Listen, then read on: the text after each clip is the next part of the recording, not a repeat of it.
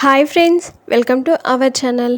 ఇవాల్టి simple and tasty recipe వచ్చేసి ఒక మంచి కొత్త రకమైన బ్రేక్ఫాస్ట్ రెసిపీ. ఈ బ్రేక్ఫాస్ట్ చేసుకోవడం చాలా సులువండి. ఇక్కడ నేను ఇడ్లీ పిండితో ఈ బ్రేక్ఫాస్ట్ని రెడీ చేసుకుంటున్నానండి. ఈ విధంగా రెడీ చేసినట్లయితే పిల్లలైతే బోర్ కొట్టకుండా చాలా టేస్టీగా తింటారు. చాలా బాగుంటుందండి. ఇక లేట్ చేయకుండా ప్రాసెస్లోకి వెళ్దాము. ముందుగా ఈ బ్రేక్ఫాస్ట్ రెడీ చేసుకోవడానికి స్టవ్ పైన ఒక పోప్ ప్యాన్ పెట్టుకొని 2 స్పూన్ల వరకు నూనె పోయాలి. నూనె వేడిన తర్వాత 1/2 టీ స్పూన్ ఆవాలు, 1/2 టీ స్పూన్ జీలకర్ర వేయాలి. అవి చిటపటలాడేంత వరకు ఫ్రై చేసుకొని స్టవ్ ఆఫ్ చేసి ఇప్పుడు ఇందులోనే ఒక 1/2 టీ స్పూన్ పసుపు కూడా వేసుకొని ఇందులో సన్నగా తరిగిన పచ్చిమిర్చి ముక్కలు వేసుకోవాలి. పచ్చిమిర్చిని ఇలా సన్నగా రౌండ్గా తరిగి వేసుకోవాలి. పచ్చిమిర్చి కొంచెం ఫ్రై అయిన తర్వాత ఇందులో సన్నగా తరిగి పెట్టుకున్న కరివేపాకుని వేసుకోవాలి. కరివేపాకు ఇవన్నీ కూడా పచ్చివాసన పోయేంత వరకు బాగా ఫ్రై చేసుకున్న తర్వాత ఒక 1/2 టీ స్పూన్ వరకు ఇంగువ కూడా వేసుకొని ఒకసారి బాగా కలుపుకొని ఇప్పుడు ఈ పోపునంతా కూడా ఇడ్లీ పిండిలోకి వేసుకోవాలి. ఈ బ్రేక్ఫాస్ట్కి ఎంత సరిపోతుందో అంత సరిపడినంత పిండిని ఒక గిన్నెలోకి తీసుకొని ఇప్పుడు ఇందులో రుచికి సరిపడా ఉప్పు, 1 స్పూన్ వరకు పంచదారను కూడా వేసుకోవాలి. అదేనండి, చక్కెరను కూడా వేసుకొని ఒకసారి ఈ పిండిని బాగా కలుపుకోవాలి. ఇందులో ముందుగా రెడీ చేసి పెట్టుకున్న పోపునంతా కూడా వేసుకోవాలి. ఈ పోపునంతా కూడా పిండిలోకి వేసిన తర్వాత ఒకసారి అంతా కలిసేలాగా బాగా కలుపుకోవాలి. ఆల్రెడీ మనం పులిసిన పిండినే తీసుకున్నాము. ఇక ఇందులో వంట సోడా, ఈనో లాంటివి ఏవి వేయనవసరం లేదండి, డైరెక్ట్గా చేసుకోవచ్చు. ఒక 1/2 టీ స్పూన్ వరకు కారం కూడా వేసుకోవచ్చు. నేను తీసుకున్న పచ్చిమిర్చి అంత కారంగా లేవండి, అందుకే కొంచెం ఎండు కారంని యాడ్ చేశాను. కారం వేసుకొని ఒకసారి బాగా కలుపుకోవాలి.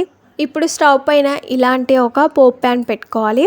ఇప్పుడు ఇందులో 1 స్పూన్ వరకు నూనె పోసి నూనె కొంచెం వేడిన తర్వాత 1/2 టీ స్పూన్ కంటే తక్కువ ఆవాలు, ఒక 1/2 టీ స్పూన్ వరకు నువ్వులు వేసుకోవాలి. ఆ నూనెలో నువ్వులు వేసిన తర్వాత పిండిని ఒకసారి బాగా కలుపుకొని 1 గరిట లేదా 2 గరిటెల పిండిని వేసుకొని ఇలా పల్చగా రెడీ చేసుకోవాలి. మరి మందంగా కాకుండా పల్చగానే స్ప్రెడ్ చేసుకోవాలి. ఇలా పల్చగా అనుకున్న తర్వాత ఇప్పుడు ఈ ప్యాన్ పై మూత పెట్టి కొద్దిసేపు ఫ్రై చేసుకోవాలి. స్టవ్ని అయితే మీడియం ఫ్లేమ్లో పెట్టుకోవాలి, అస్సలు హై ఫ్లేమ్లో పెట్టకూడదు, ఎందుకంటే అడుగున వేసిన నువ్వులు మాడిపోతాయి. అది ఒక సైడ్ ఫ్రై అయిన తర్వాత మెల్లగా రెండో వైపు తిప్పుకోవాలి. చూడండి, మంచి కలర్లోకి వచ్చి ఎంత కలర్ఫుల్గా కనిపిస్తుందో కదా. రెండో వైపు తిప్పిన తర్వాత మరలా కొంచెం నూనెను పోసి రెండో వైపు కూడా మంచి కలర్ వచ్చేంత వరకు ఫ్రై చేసుకోవాలి. ప్యాన్ పై మూత పెట్టి కొద్దిసేపు ఫ్రై చేసుకోండి. కొద్దిసేపు అయిన తర్వాత మూత తీసి చూద్దాము. రెండు వైపులో కూడా మంచి కలర్ వచ్చి మనం అడుగున ఆవాలు, నువ్వులు వేసాం కదా, కలర్ఫుల్గా ఎంత బాగా వచ్చిందో చూసారు కదా. రెండు వైపులా మంచి కలర్లోకి వచ్చాయండి. వీటిని ప్లేట్లోకి తీసుకుందాం. తర్వాత ఇంకొకటి రెడీ చేసి చూపిస్తాను.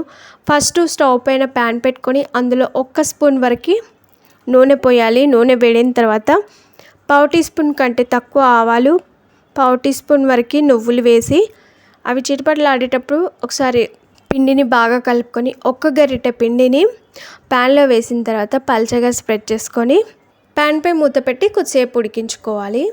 కొద్దిసేపు అయిన తర్వాత మూత తీసి చూద్దాము. చూడండి, సైడ్లకు కూడా మనకి ఇలా ఫ్రై అయిపోయినట్టు తెలుస్తుంది కదా. దీన్ని రెండో వైపు తిప్పుకొని దీని చుట్టూ నూనె పోసి రెండో వైపు కూడా మంచి కలర్ వచ్చేంత వరకు ఫ్రై చేసుకోవాలి. చూడండి, ఎంత మంచి కలర్లోకి వచ్చింది కదా.